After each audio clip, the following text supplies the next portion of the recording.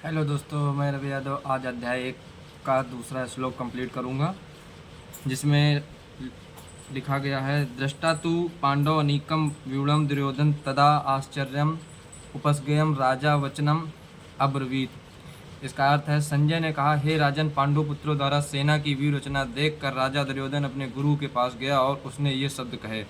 इसका अर्थ है कि धृतराष्ट्र जन्म से अंधा था, दुर्भाग्यवश वह अत्याध्यात्मिक दृष्टि से भी वंचित था। वह यह भी जानता था कि उसी के समान उसके पुत्र भी धर्म के मामले में अंधे हैं, और उसे विश्वास था कि वे पांडवों के समान कभी भी समझौता नहीं कर पाएंगे, क्योंकि पांचों पांडव जन्म से ही पवित्र थे। फिर भी उसे तीर्थ स्थान के प्रभाव के विषय में संदेह था, इसलिए संजय युद्ध भूमि की स्थिति के विषय में उसके प्रश्न के मंतव्य को समझ गया। अतः वह निराश राजा को प्रोत्साहित करना चाह रहा था।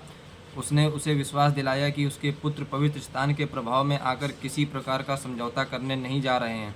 उसने राजा को बताया कि उसका पुत्र दुर्योधन पांडवों की सेना को देखकर तुरंत अपने सेनापति द्रोणाचार्य को वास्तविक स्थिति से अवगत कराने गया। यद्यपि दुर्योधन को राजा कहकर संबोधित किया गया है, तो भी स्थिति की गंभीरता के कारण उसे सेनापति के पास जाना पड़ा।